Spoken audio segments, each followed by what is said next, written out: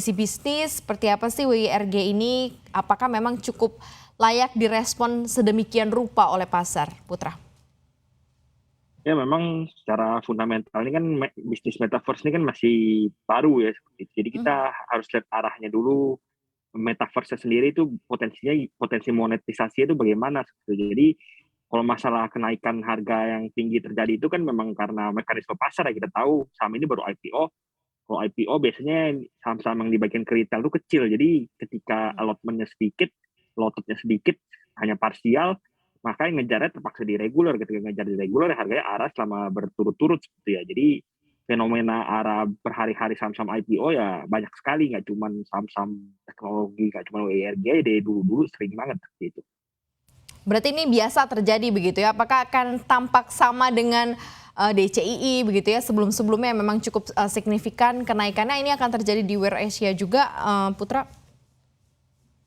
Ya kalau misalnya ini menariknya IPO sekarang itu udah lebih demokratis ya. Itu kalau misalnya dulu DCII itu jatah retail itu cuma 1%. Jadi orang-orang yang megang banyak itu market makernya dan lain sebagainya itu mudah nariknya, gampang karena ya data retail kecil 1%. Sedangkan untuk di zaman IPO ini data retail udah diperbesar seperti bisa sampai 7,5, 10%, Mhm. tergantung dari apakah ada scale back. Kalau misalnya ada over allotment, seperti ada misalnya kelebihan permintaan, biasanya ada scale back, lalu data retail diperbesar bisa sampai 10-15%. Nah ini kan lebih berat ya untuk ditariknya. Jadi kemungkinan terbang sampai puluhan ribu persen seperti DJI lebih kecil seperti itu, karena data retail lebih besar. Tapi ya tentu saja jika ada kepentingan, misalnya ada kelebihan permintaan, ada kepentingan, lalu retailnya tertarik, ya potensi arah sampai 100-200% cukup terbuka, walaupun untuk puluhan ribu persen agak berat.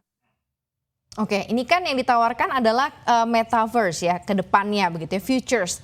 Kemudian juga salah satu dari part teknologi, part digital yang sebenarnya juga kalau kita lihat masih sangat struggle ke depannya. Ini akan seperti apa sih? Apakah memang bisa cukup kompetitif WIRG ini yang Putra lihat? Ya untuk seperti saya katakan ya, untuk metaverse ini bisnis baru seperti itu, baru baru saja berkembang. Seperti di US saja baru baru di dunia meta ini kan baru baru diperbesar, baru dikembangkan. Di Indonesia baru augmented reality-nya seperti yang mulai ramai seperti. Jadi ya memang satu industri digital kan, berarti pertumbuhannya pesat seperti itu. Walaupun memang arahnya masih belum terlihat jelas nanti ke depannya monetasi seperti apa seperti itu.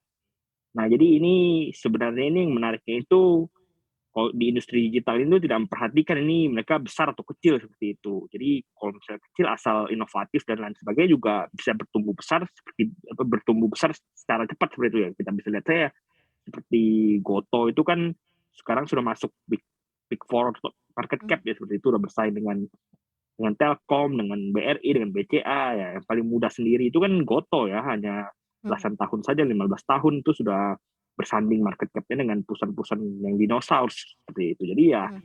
memang ketika perusahaan-perusahaan seperti ini yang misalnya punya inovasi yang bagus dan lain sebagainya, ya pertumbuhannya cepat karena bisnis digital seperti itu. Yang diperlukan berarti adalah inovasi begitu ya untuk saham-saham berbasis digital. Tapi kan kalau kita bicara momentum digital kayak udah lewat gitu kan Putra, karena sekarang mungkin berganti lebih ke komoditi sektor. Tapi ada yang seperti ini reaksi pasarnya dan ini murni mekanisme pasar. Akan sampai berapa lama sih sebenarnya kita menunggu maturity dari saham-saham berbasis teknologi dan juga digital supaya bisa compete dan bersaing dengan yang sudah mature-mature ya seperti banking, kemudian juga telekomunikasi nih. Putra ngeliatnya gimana? Ya kalau misalnya bicara memang udah lewat ya, emang sebenarnya bisa dikatakan lewat ya, karena kita tahu itu kan sekarang itu di US sendiri The Fed gencar-gencarnya menaikkan suku bunga sebetulnya. Biasanya saham-saham teknologi ini yang belum menghasilkan untung, tapi ya terpaksa valuasinya tergerus seperti itu. Jadi ya permasalahan bagi sektor teknologi.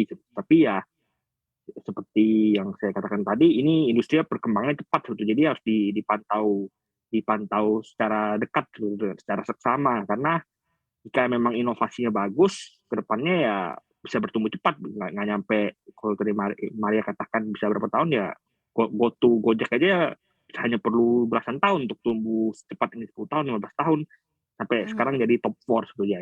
Jadi jika inovasi bagus ya hanya belasan tahun saja bisa nyusul dinosaurus-dinosaurus seperti itu. Atau mungkin mindsetnya berbeda kali ya, untuk saham-saham seperti ini lebih cocok untuk ke investasi begitu, karena harus menguji dulu seperti apa daya tahan dari perusahaannya, dari bisnisnya, atau seperti apa nih yang lebih menarik kalau Putra lihat? Ya untuk saham-saham seperti ini sebenarnya untuk memanfaatkan euforia pasarnya kita tahu kan oversubscribe-nya cukup besar sebetulnya. Jadi ya mekanisme pasarnya karena data return sedikit dan lain sebagainya ya menekan harga terbang tinggi seperti itu. Jadi ya kalau misalnya ingin gambling di digital market ya bisa, tapi kan ketika melihat kenaikan yang pesat dalam jangka waktu yang pendek ya pastinya akan ada koreksi dulu seperti itu ya. Apalagi kan udah kena UMA dan hari ini arah lagi kemungkinan besok akan disuspensi 1 hari seperti itu. Mhm. Biasanya setelah suspensi ada kemungkinan terkoreksi terlebih dahulu biasanya seperti itu.